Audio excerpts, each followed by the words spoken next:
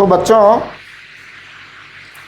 आज का सिचुएशन ये है कि हमारे पास में कोई डाउट्स नहीं है। केवल एक डाउट है जो सुबह उसने भेजा था हरकिरण ने, तो उसको हम डिस्कस कर लेते हैं, है ना। तो इसके अलावा हमारे पास कोई डाउट नहीं है आज। तो आज हम ऐसा करेंगे, वर्क एनर्जी पावर में एक छोटा सा टुकड़ा बचा हुआ था ऑब्लिक कोलिजन का, एक तो उसको कंप्लीट कर लेंगे और एक डिफरेंट लेक्चर हम बनाएंगे वेक्टर्स का, तो उस वेक्टर्स वाले टॉपिक को कंप्लीट करेंगे। राइट। आप लोगों से मेरी रिक्वेस्ट है कि फॉर्मूला चार्ट के जो क्वेश्चंस हैं वो आप पूरे कर लीजिए, ठीक है। तो मैं सबसे पहले जो हरकिरण ने क्वेश्चन भेजा है वो कंप्लीट कर देता हूँ। उसके बाद ऑब्लिक कोलिजन डिस्कस करनी है मुझे, तो मैं ऑब्लिक कोलिजन डिस्कस कर लेता हूँ। देन आफ्टर हम एक नया वीडियो बनाएंगे वेक्टर्स के ऊपर। तो वेक्टर्स के मामले में मेरे को ये कहना है कि वेक्टर का जो वीडियो बनेगा आ जाएगा, उसको आप सभी बच्चे देखें, यानी नए पुराने सभी बच्चे देखें, क्योंकि वेक्टर्स का जो वीडियो होगा वो आपके बहुत सारे कंसेप्ट क्लियर करेगा। और ये मान के चलो कि वेक्टर्स में प्रॉब्लम सब बच्चों को होती ही होती है ना, चाहे वो नया स्टूडेंट हो चाहे वो पुराना स्टूडेंट हो। तो आप ये बात समझ लीजिए, ठीक है। तो चलिए हम स्टार्ट करते हैं। सबसे पहले ये हरकिरण का जो क्वेश्चन है, इस क्वेश्चन में एक्चुअली क्या है कि हम जो सुबह पढ़ रहे थे, तो हम शायद जो दोनों इवेंट थे ना, उनका मेजरमेंट एक ही टाइम से कर रहे थे, t=0 से, जबकि ऐसा नहीं है। आप सवाल को ध्यान से पढ़ेंगे तो इन्होंने सेकंड इवेंट का जो मेजरमेंट किया है वो फर्स्ट इवेंट के बाद में किया है। तो आप देखिए क्या कह रहे हैं ये इस क्वेश्चन के अंदर।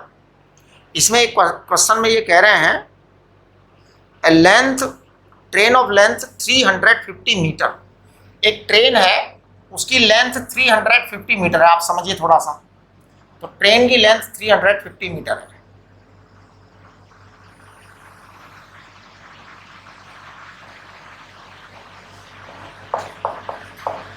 अब देखो क्या हो रहा है ना।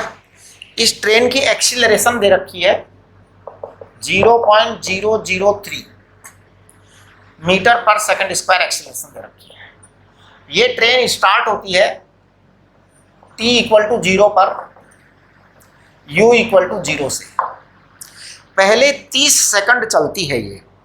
तो पहले 30 सेकंड चलती है, तो देखिए s1 डिस्प्लेसमेंट कितना आएगा, अप टू 30 सेकंड, है ना। तो up to 30 second, up to 30 second का डिस्प्लेसमेंट आएगा ut + ½ at²। तो u आपका कितना है, u है 0 + ½ a आपका दे रखा है इन्होंने 0.003, t² दे रखा है पहले 30 सेकंड का स्क्वायर। तो आप चेक करिए, ये आपका आएगा 1/2 तो है ही, और ये आ जाएगा 0.03 इंटू 900। तो आप देखो कितना आएगा, ये 0.03 है ना, या 003 है। एक मिनट जरा, 0.03 है ये, 003 नहीं है, 03 है, 0.03 है ना। तो ये बड़ा एक जीरो गलती से लग गया मेरे से। अब आप इसकी कैलकुलेशन करिए, 13.5 मीटर आएगा। इसका मतलब ये हुआ कि जो ट्रेन यहाँ पर थी ना, वो 13.5 मीटर आगे खिसक गई है। तो मैं ऐसा करता हूँ, इस ट्रेन को 13.5 मीटर आगे खिसका देता हूँ डिफरेंट कलर के इंक से, है ना। इंक अलग कलर की ले लेते हैं, तो मैं इसको ऐसा करता हूँ, ग्रीन कलर से आगे ले लेता हूँ 13.5। ये इंजन आपका 13.5 मीटर खिसक जाएगा। जब इंजन 13.5 मीटर खिसक जाएगा, ये जो ग्रीन है ना, ये 13.5 मीटर है ना। तो आपका जो गार्ड का डिब्बा है वो भी 13.5 खिसक जाएगा ना, यहाँ आ जाएगी। मतलब ट्रेन की नई लोकेशन यहाँ होगी। आप समझिए पूरा। जो ब्लैक कलर की इंक है, ब्लैक कलर वाली जो इंक है, वो इनिशियल t=0 की लोकेशन है, ये 30 सेकंड की लोकेशन आ जाएगी। ओके। अब सुबह हम जो सवाल पढ़ रहे थे ना, वो हम क्या कर रहे थे कि जो सेकंड इवेंट जो हमारा था उसको हम यहीं से मेजर कर ले रहे थे 30 सेकंड, मतलब 60 सेकंड जीरो से। जबकि आप देखिए इसमें इन्होंने कह रखा है and 60 second after this event, 60 second after this event. यहाँ जो हम सुबह गलती कर रहे थे वो देखो आप, 60 सेकंड आफ्टर दिस सेकंड लिख रहे, आफ्टर दिस इवेंट, यानी कि टोटल 90 हो गए आफ्टर दिस इवेंट। यानी ये जो लाइट, फर्स्ट लाइट जल गई ना, यहाँ पे स्विच ऑन हो गई लाइट वन, इसके 60 सेकंड बाद लाइट 2 ऑन होगी, इसके 60 सेकंड बाद लाइट 2 ऑन होगी। तो देखिए मैं अब अगला वाला टोटल कैलकुलेट करता हूं, एस टोटल आगे तक, S total up to 90 second. तो अब की बार में आएगा 0 प्लस हाफ, ये है आपका 0.03, टी स्क्वायर है 90 का स्क्वायर। अब आएगा ये आपका, है ना। हाँ, सुबह हम यहाँ 60 लिख रहे थे शायद, मेरे को ऐसा ध्यान है, ठीक है। अब आप देखो इसको कैलकुलेशन करो, 90 का 8100 आएगा बेटा, आप कैलकुलेशन चेक करिए कितना जाएगा ये 0 से उड़ गया, ये आ जाएगा 3 into 81 divide by 2, 3 into 81 divide by 2। तो जब हम इसको 3 इंटू 81 से करेंगे ना, और डिवाइड बाई 2 भी करेंगे, तो 3 इंटू 81 ये कितना आएगा, 243 आएगा क्या, 243 डिवाइड बाई 2। तो 240 डिवाइड बाई 2 कितना आएगा ये आएगा 121.5 मीटर, इतना आ जाएगा, 121.5 मीटर आ गया। अब देखिए ये क्या क्या बातें कर रहे हैं। सबसे पहला सवाल तो ये पूछ रहे हैं, find between these events in reference frame fix to the train and fix to the earth. सबसे पहले तो हम distance with respect to train itself. देखो जी बात यह है, ट्रेन के मामले में तो यह है कि जो ड्राइवर और गार्ड के बीच की डिस्टेंस है वो कभी बदलती ही नहीं है। ये 121 मीटर चल जाएगा ट्रेन, 121.5 मीटर चल जाएगा। मैं इसको जो है ना दूसरे इंक से ड्रॉ कर देता हूँ, तो ध्यान दो, ये यहाँ से चलेगा 0 से 121, यानी कि ये ट्रेन अब यहाँ आ जाएगी,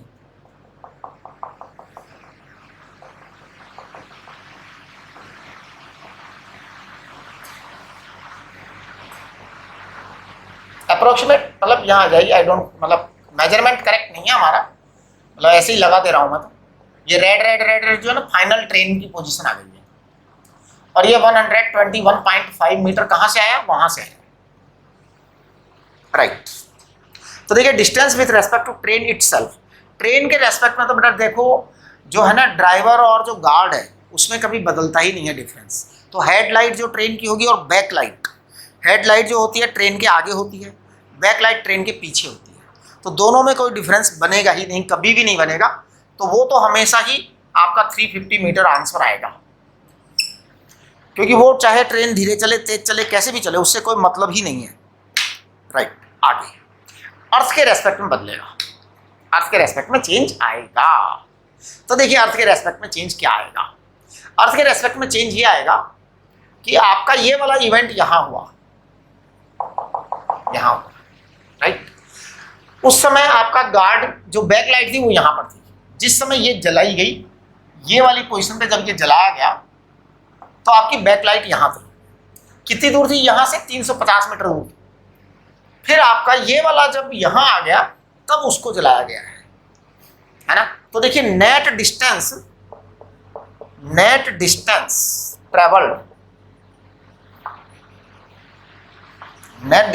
travelled between the two events,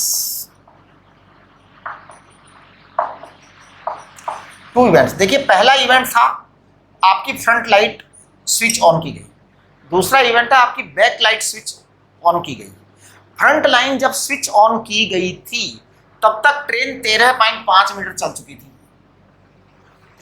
जब बैक लाइट स्विच ऑन की गई तब तक ट्रेन इतनी चल चुकी।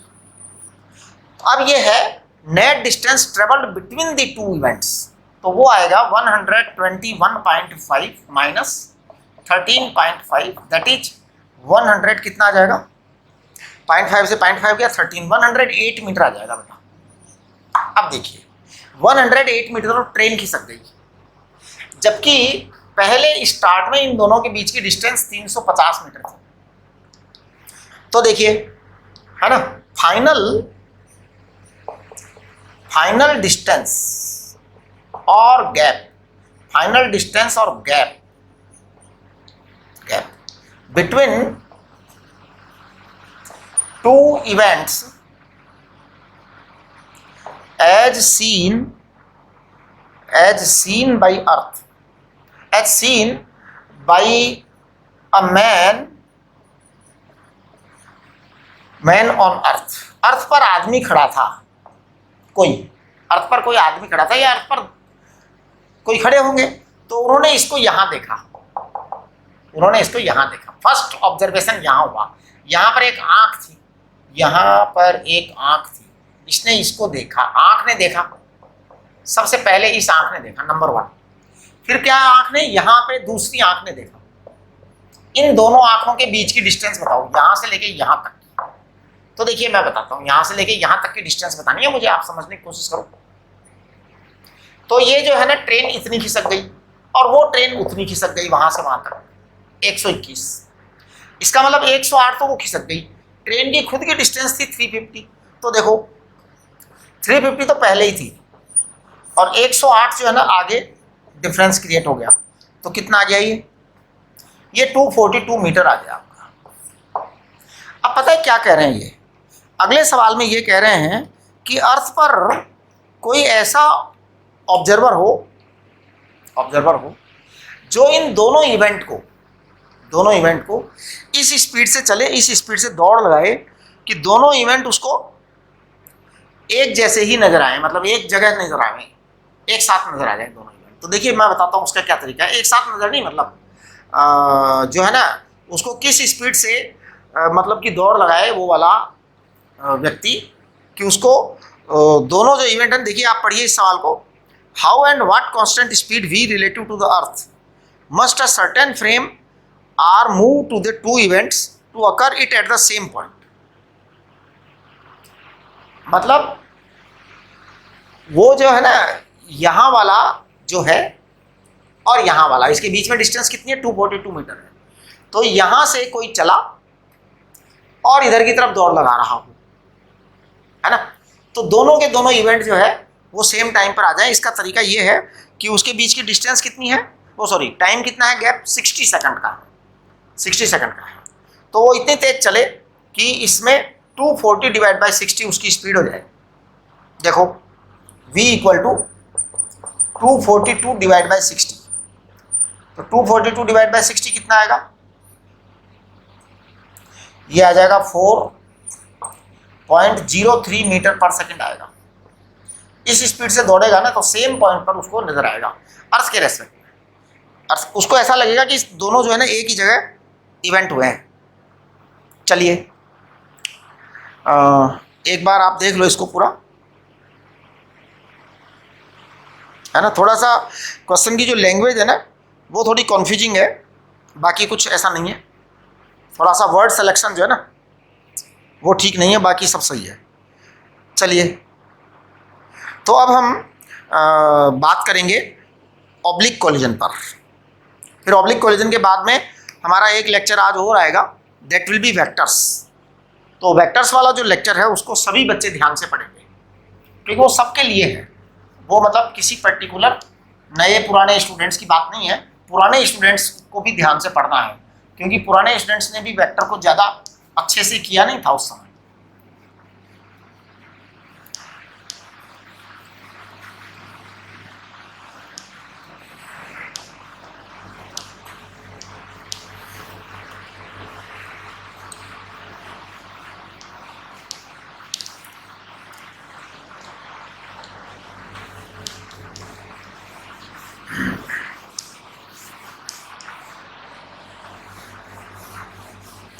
एक मिनट जरा, वीडियो रिकॉर्ड हो रहा है कि नहीं हो रहा।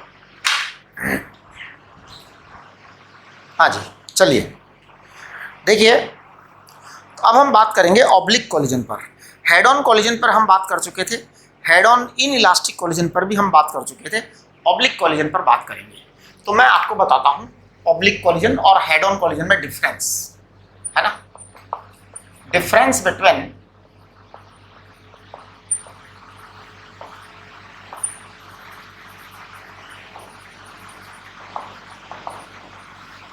Head on collision and oblique collision.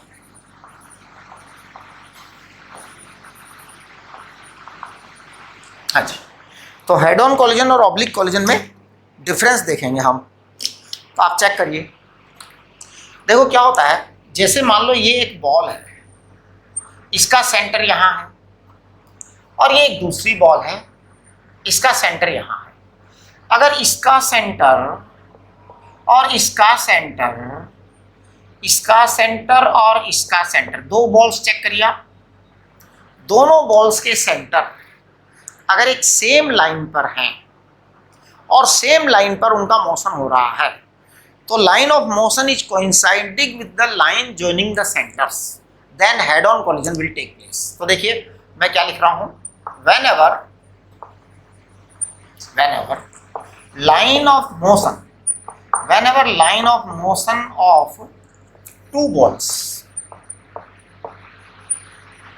whenever line of motion of two balls coincide with, whenever line of motion of two balls coincide with centers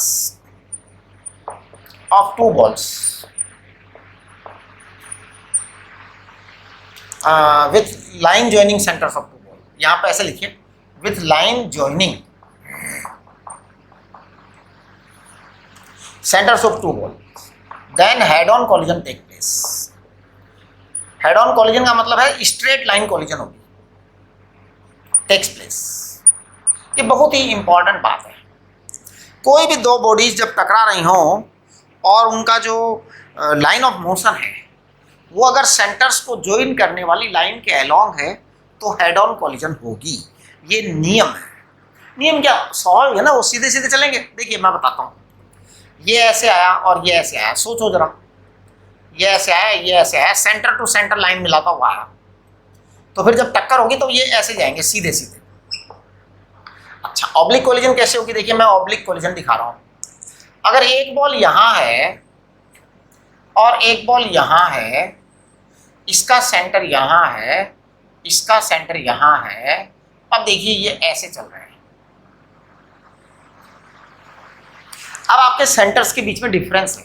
अब जब ये दो बॉल्स टकराएंगी तो पता है क्या होगा? टक्कर होगी तो यहां से डिसूंग, यहां से डिसूंग होगी, डिसूंग। अब डिसूंग होगी ना, टक्कर होगी तो एक यूं जाएगा और टक्कर के बाद में एक यूं जाएगा। मतलब अलग अलग ढंग से जाएंगे। हो सकता है इधर जावे, उधर जावे, किधर भी जावे, मतलब they will not go on the straight line. ये पक्का है, ये पक्का है ना। तो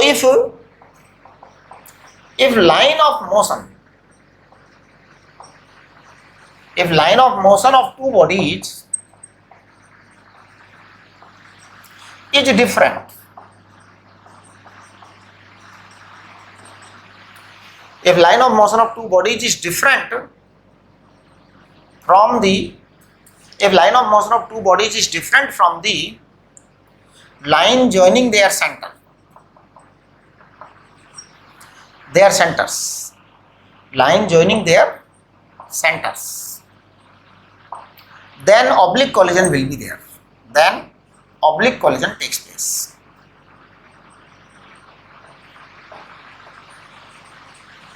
बहुत ही महत्वपूर्ण, बड़ी इंपॉर्टेंट बात लिख दी है। यानी जब अलग अलग लाइन से चलेंगे, वो लाइन को डिस्टर्ब करके चलेंगे, तब ऑब्लिक कोलिजन होगी। आज हम ऑब्लिक कोलिजन पढ़ेंगे क्योंकि हेड ऑन कोलिजन हम पढ़ चुके हैं। तो देखिए अब हम ऑब्लिक कोलिजन की बात करेंगे। तो ऑब्लिक कोलिजन में हम दो तरह की बातें करेंगे। पहली बात करेंगे क्या? Elastic oblique collision. दूसरी बात करेंगे नॉन इलास्टिक ऑब्लिक कोलिजन। और तीसरा हम डिस्कस करेंगे इंपैक्ट पैरामीटर। देखिए जी,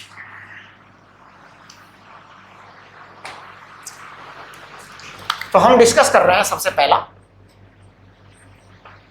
इलास्टिक ऑब्लिक कोलिजन।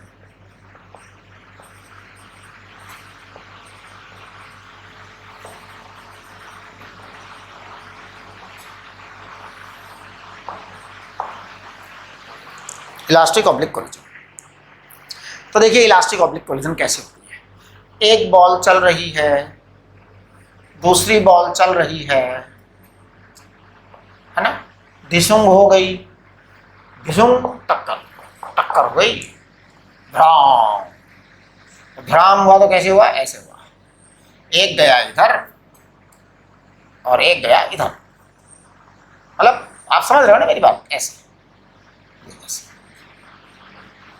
अब देखिए मैं कहता हूं ये U1 है, ये U2 है ना।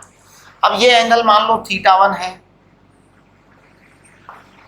ये V1 है, मान लो ये एंगल θ2 है और ये V2 है। तो पता है सिंपल सिंपल बातें करेंगे हम, एकदम सिंपल सिंपल बातें। पता है क्या, इनिशियल लीनियर मोमेंटम इन x direction, initial linear momentum इन x डायरेक्शन, इसे कहते हैं px, px है ना। तो px देखो क्या होगा, px होगा m1u1 plus m2u2 x direction.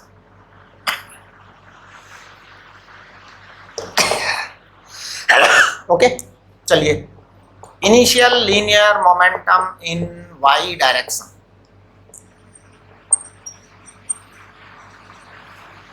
It is equal to P Y.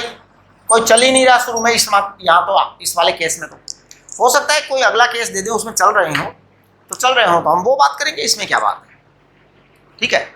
चलिए अब देखो फाइनल, बेटा ये V1 है तो इसके दो कंपोनेंट करो, एक इधर की तरफ करो तो ये आएगा V1 cos थीटा, एक उधर की तरफ करो तो वो आएगा V1 sin थीटा, एक इधर की तरफ कंपोनेंट करो तो ये आएगा V2 cos थीटा 2, थीटा 1 है ना, हाँ यहाँ आएगा V2 sin थीटा 2। चलिए अब हम जरा बात करते हैं आगे वाली, यहाँ मैं एक लाइन ड्रॉ कर देता हूँ, ये पहले की बात है, this is before collision, before collision. Initial, I माने इनिशियल, एल माने linear momentum, initial linear momentum in Y direction, in X direction. अब हम बात करेंगे यहाँ पे final linear momentum in X direction, final linear momentum in X direction. तो देखना मैं क्या लिखूंगा, मैं लिखूंगा पी एक्स डैश, डैश माने फाइनल, डैश माने फाइनल। तो final linear momentum in X direction क्या लिखूंगा, लिख रहा हूं मैं लिख रहा हूं m1 v1 cos theta 1 plus m2 v2 cos theta 2, this is final linear momentum in X direction. उसके बाद मैं लिखूंगा final linear momentum in Y direction, तो ये आ जाएगा P Y dash, P Y dash. देखो पी वाई डैश कितना आएगा, पी वाई डैश आ जाएगा आपका, P Y dash m1 v1 sin theta 1 minus m2 v2 sin theta 2, ये पी वाई डैश आ गया।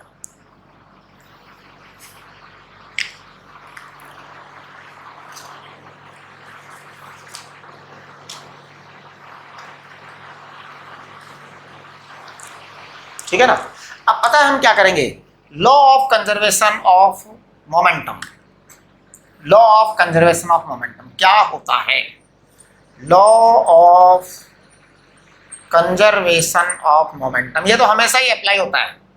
Law of conservation of linear momentum, बेटा ये तो हमेशा ही अप्लाई होता है चाहे कुछ भी हो जाए, क्योंकि जब दो बॉडीज में कोलिजन होती है तो दो बॉडीज में जब कोलिजन होती है तो एक दूसरे पर फोर्स लगाती हैं, जब दो बॉडीज में कोलिजन होती है तो एक दूसरे पर फोर्स लगाती हैं। बॉडी नंबर 1 दूसरे को मारती है, दूसरा पहले को मारता है, दोनों एक दूसरे को मारते हैं, दोनों एक दूसरे को डिसुंग करते हैं, बाहर वाला कोई नहीं होता, एक्सटर्नल फोर्स जीरो होता है। एक्सटर्नल फोर्स 0 है तो कंजर्वेशन ऑफ लीनियर मोमेंटम होगा। अब देखिए तो क्या होगा, पी एक्स डैश बराबर P X, P Y dash बराबर पी वाई, ये होगा।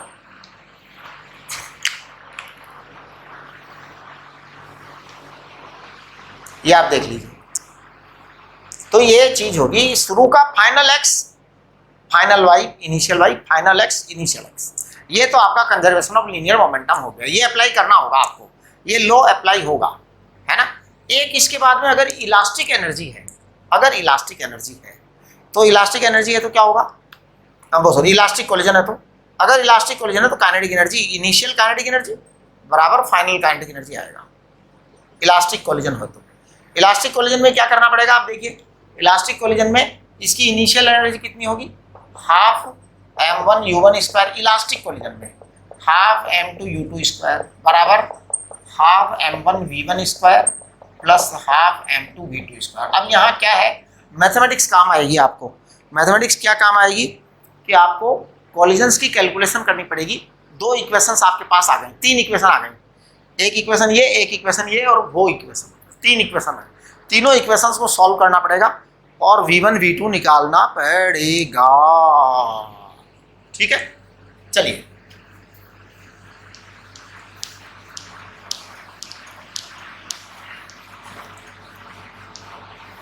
मैं दो क्वेश्चंस कर रहा हूं, वो दोनों क्वेश्चंस आपको अच्छी तरह समझने हैं।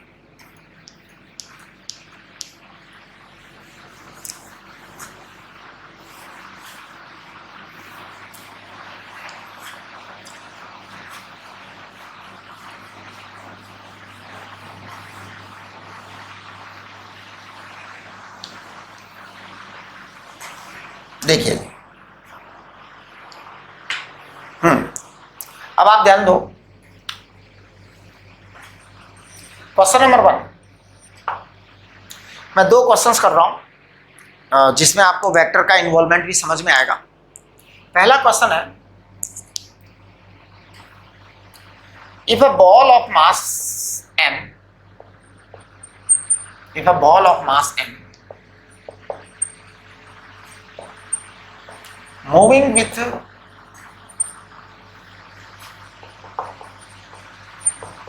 speed u, if a ball of mass m moving with speed u, है ना, if a ball of mass m moving with speed u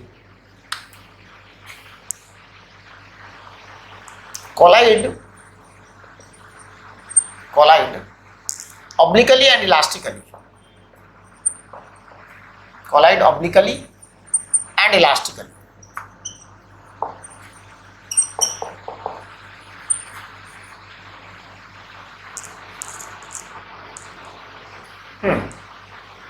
if a ball of mass m moving with speed u collide obliquely and elastically with a stationary ball of same mass,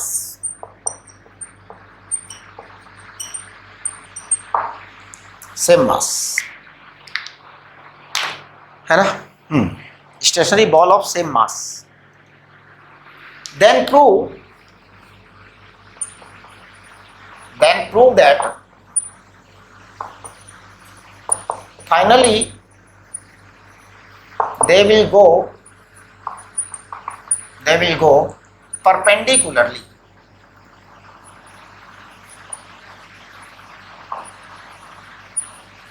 ये आपको prove करना है।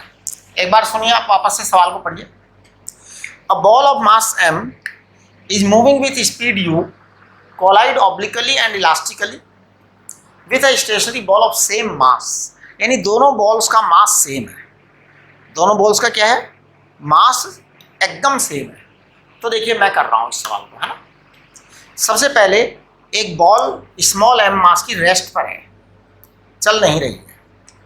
एक दूसरी ball है small m मास की, ये आ रही है u स्पीड से, है ना, आकर के डिसूम करती है ऑब्लिक इलास्टिक भी है ऑब्लिक भी है।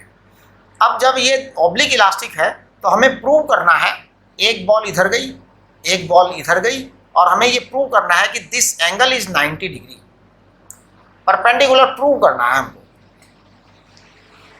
कर दें? तो देखिए बहुत आसान है, मैं कर रहा हूं इसको, मैं कर रहा हूं, है ना। मान लीजिए इसका ये u वेक्टर है, इसका मान लो फाइनल वेलोसिटी जो है वो v1 वेक्टर है और ये v2 वेक्टर है। तो दो वेलोसिटीज हमारे पास आ गई, है ना। अब देखो सबसे पहले मैं बात करूंगा कंजर्वेशन ऑफ लीनियर मोमेंटम। सबसे पहला काम conservation of linear momentum, check करना जरा। लीनियर मोमेंटम वेक्टर क्वांटिटी होती है ना।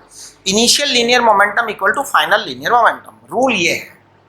तो वेक्टर क्वांटिटी है तो मैं सीधा लिख रहा हूं initial linear momentum M U vector plus M into zero it is equal to M V one vector plus M V two vector, right. M से एम उड़ा दें सारे तो क्या आ जाएगा फिर देखिए ये आएगा u वेक्टर बराबर v1 vector plus v2 vector, ये आएगा बेटा, है ना।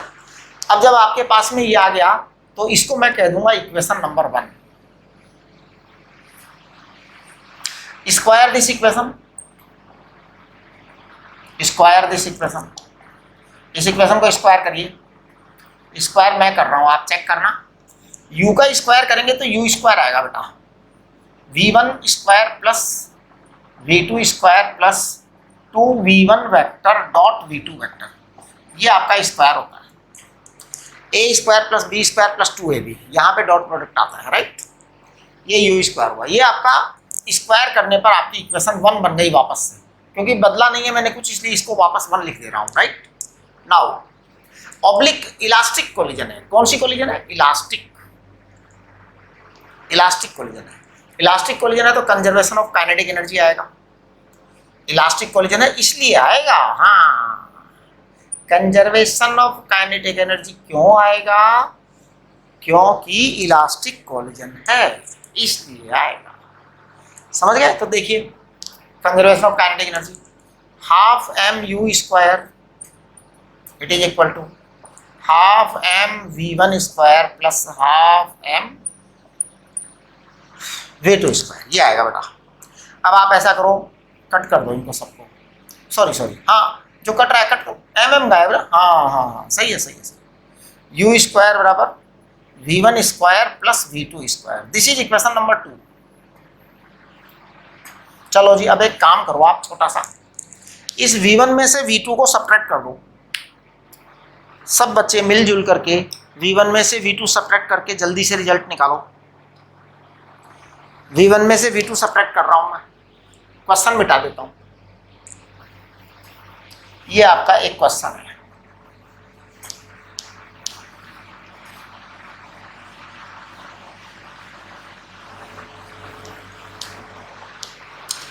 मैं इक्वेशन 1 में से इक्वेशन 2 सब्ट्रैक्ट कर रहा हूं।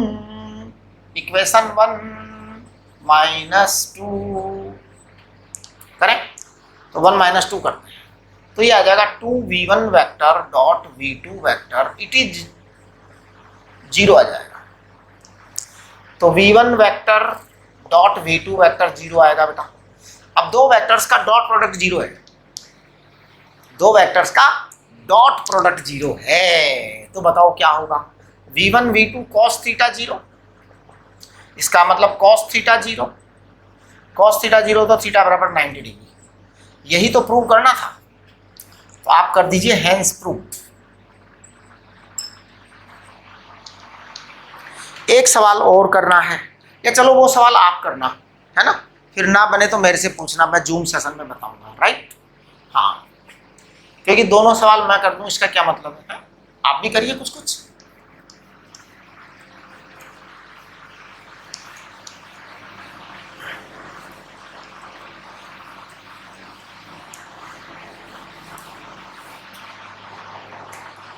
चलिए जी, तो देखिए मैं आपको क्वेश्चन नंबर 2 देता हूं जो आप लोग करेंगे अपनी मर्जी से, है ना। Two balls of equal mass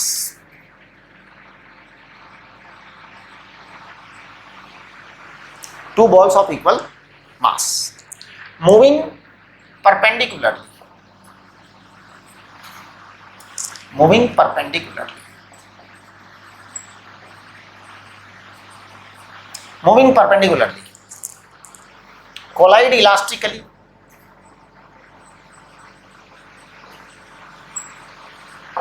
collide elastically, prove that they will move again perpendicularly,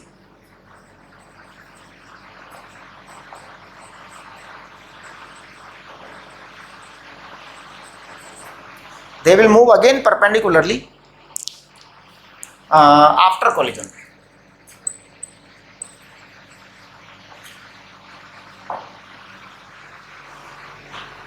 Prove that they will move again perpendicularly after collision. इसका मतलब ये हुआ, देखिए दो बॉल्स हैं, सेम मास की है, एक बॉल m मास की है, एक बॉल m मास की है, ये आपस में ऐसे चल रही हैं। इसका मतलब इन दोनों के बीच का एंगल 90 डिग्री है। तो दोनों बॉल्स आपस में ऐसे आई, एक इधर आई एक इधर आई और यहाँ पे डिशुंग हो गई। तो डिशुंग कॉलिजन के बाद में आपको प्रूव करना है कि ये 90 डिग्री ही जाएंगी, आपको ये प्रूव करना है कि दे विल गो 90 डिग्री। ये देखिए, ये तो 90 डिग्री आपको गिवन है, ये 90 डिग्री तो आपको गिवन है क्वेश्चन के अंदर। बाद वाला 90 डिग्री आपको प्रूव करना है, ये मतलब ये मानना नहीं है यही है गिवन का, वो तो प्रूव करना है। अच्छा, अब मैं आपको यहाँ पर एक बहुत ही इंटरेस्टिंग बात बताता हूँ। ये बॉल मान लीजिए, इस बॉल का नाम ए है और इस बॉल का नाम बी है। तो मैं आपको बताना चाहता हूँ कि जब कोलिजन होगी ना, तो ये बॉल इधर जाएगी ए और ये बॉल इधर जाएगी बी। यानी ऐसा नहीं होगा ये ए इधर जाएगी बी इधर जाएगी, ना ना, ए ऐसे आई, कोलिजन हो गया, ए उधर जाएगी बी इधर आएगी। आप जो है इसको प्रूव करिएगा, राइट। मैं इसके बाद में अभी जो बात करता हूँ वो इम्पैक्ट पैरामीटर की बात कर रहा हूँ, राइट। चलिए,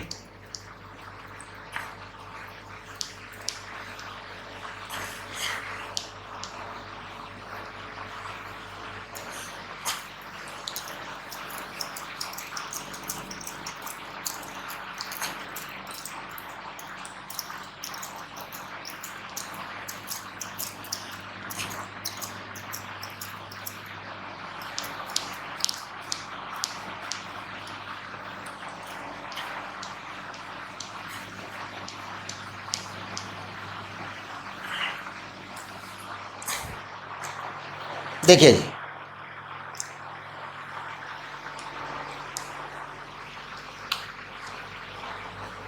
इम्पैक्ट पैरामीटर, ये बहुत इंपॉर्टेंट टॉपिक है इम्पैक्ट पैरामीटर, है ना। इनफैक्ट आपकी स्कूल वाले भी पूछ सकते हैं इम्पैक्ट पैरामीटर, तो आप इसको समझ लीजिए। इम्पैक्ट पैरामीटर एक्चुअल में क्या है कि जब दो बॉल्स ऑब्लिक कोलिजन करती हैं तो उनकी जो लाइन ऑफ मोशन और जो लाइन ऑफ सेंटर होती है, उन दोनों के बीच का गैप होता है इम्पैक्ट पैरामीटर।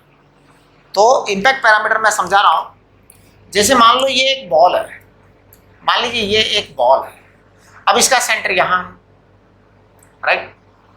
यहाँ मान लो एक दूसरी बॉल है और इसका सेंटर ऐसा है।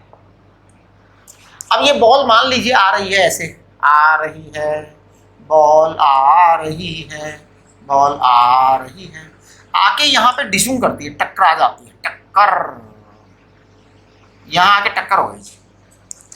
अब जब टक्कर हुई ना, तो देखिए क्या होता है, टक्कर हुई तो इसके सेंटर से इसके सेंटर की जो ये वाली लाइन है ना, ये वाली line, it is called as impact parameter. इसका नाम बी है, this B is the impact parameter.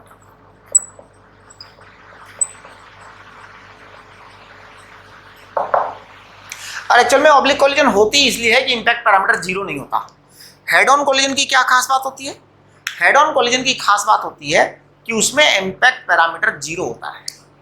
जब जब इम्पैक्ट पैरामीटर जीरो होगा तब तब हेड ऑन कोलिजन होगी, और जब जब इम्पैक्ट पैरामीटर कुछ होगा तब तब ऑब्लिक कोलिजन होगी। तो ऑब्लिक कोलिजन का बेसिक कारण ही इम्पैक्ट पैरामीटर है।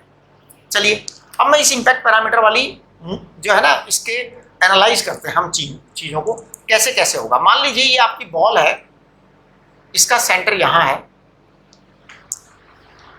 ठीक है बेटा। जो आने वाली बॉल है वो आपकी यहां पर टकरा गई, इसका सेंटर यहां है, राइट। अब देखिए, अगर मैं इस बॉल की रेडियस r1 मानूं और इस बॉल की रेडियस r2 मानूं, तो ये टोटल डिस्टेंस कितनी हो गई सेंटर टू सेंटर। एक बॉल की रेडियस r1 है, दूसरी बॉल की रेडियस r2 है, तो सेंटर टू सेंटर डिस्टेंस कितनी हो गई बेटा,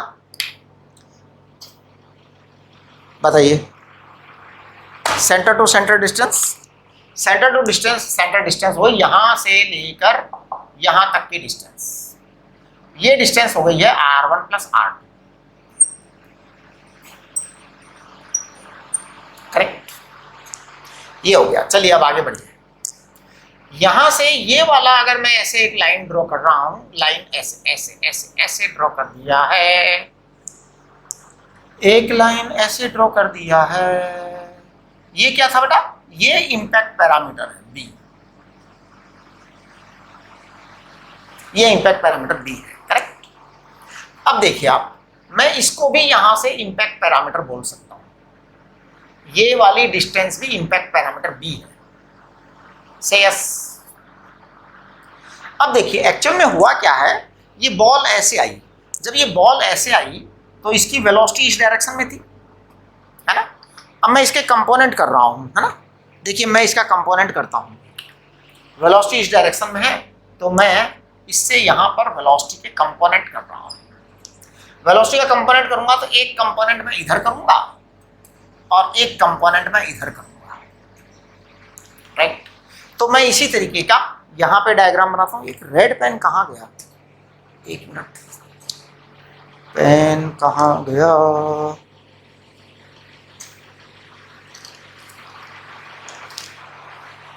मिल गया,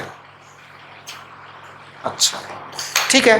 ध्यान दीजिए, अब मैं क्या करूंगा कि जैसे ये वेक्टर इधर वेलोसिटी वेक्टर बनाया ना, ऐसे मैं दो वेक्टर के कंपोनेंट बनाऊंगा। तो this is the real velocity, initial velocity u, मैं इस u के दो कंपोनेंट कर रहा हूं, एक कंपोनेंट ऐसे और एक कंपोनेंट ऐसे, राइट। मैं ऐसा कर रहा हूं, इस एंगल को मैं अल्फा ले लेता हूं, इस एंगल को क्या ले लेता हूं, अल्फा ले लेता हूं। अब ये बताओ, ये कंपोनेंट क्या आएगा, u cos अल्फा, और ये कंपोनेंट क्या आएगा, u sin अल्फा, करेक्ट। बेटा ये जो u cos अल्फा आएगा ना, इसका नाम क्या है। देखिए मैं u cos अल्फा का नाम बता रहा हूं, सभी बच्चे u cos अल्फा का नाम नोट करेंगे। u cos अल्फा का नाम नोट करना है। यह है रेडियल कंपोनेंट और नॉर्मल कंपोनेंट, रेडियल कंपोनेंट और normal component.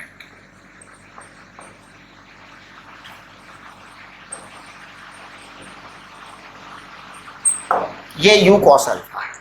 u sin alpha का नाम भी मैं बताना चाह रहा हूं, u sin अल्फा है बेटा क्या, tangential component, tangential component,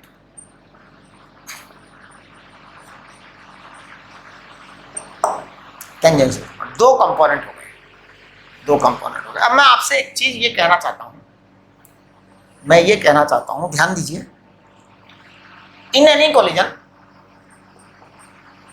in any collision, in any collision, tangential component, tangential component, tangential component of the colliding body, colliding body यानी टकराने वाली बॉडी जो टकरा रही है, in any collision, tangential component of the colliding body, in any collision, tangential component of the colliding body,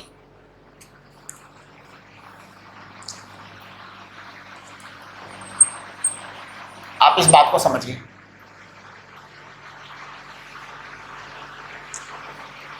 never participate, never do participation in collision,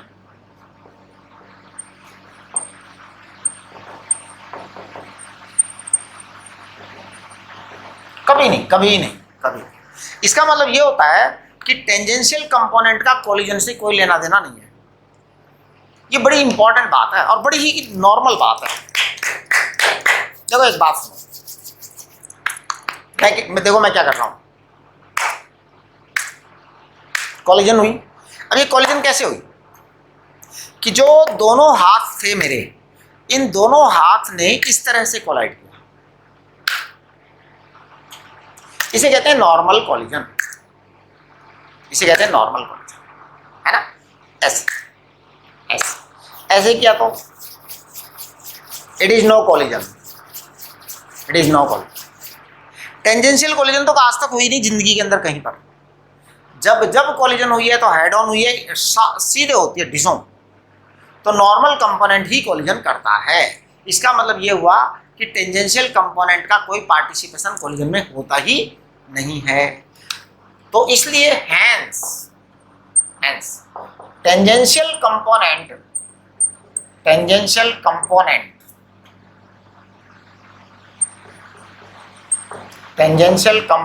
of velocity, tangential component of the velocity of colliding body, tangential component of the velocity of the colliding body is retained with itself,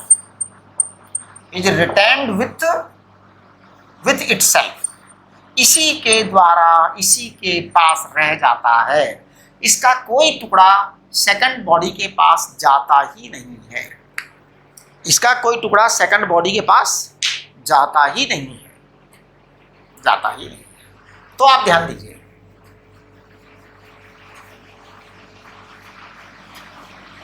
जब इसका कोई टुकड़ा second body के पास जाता ही नहीं है तो फिर क्या है?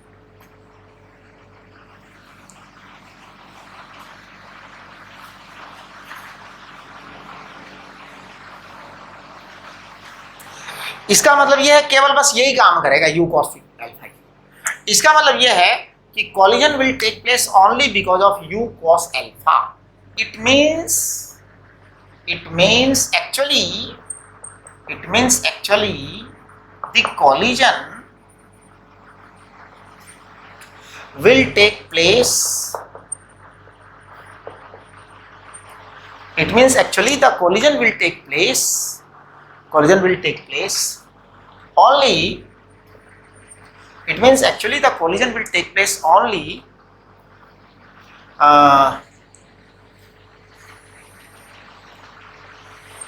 only due to u cos alpha.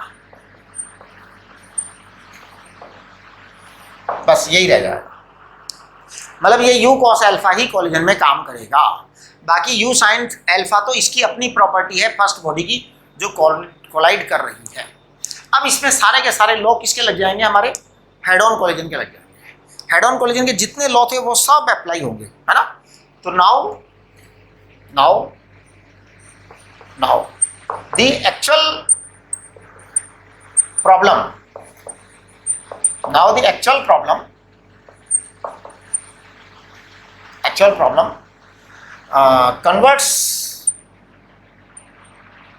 converts as a body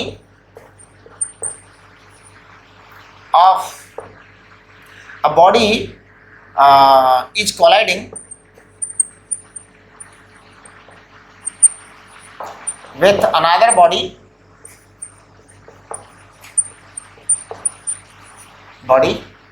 a body is colliding with another body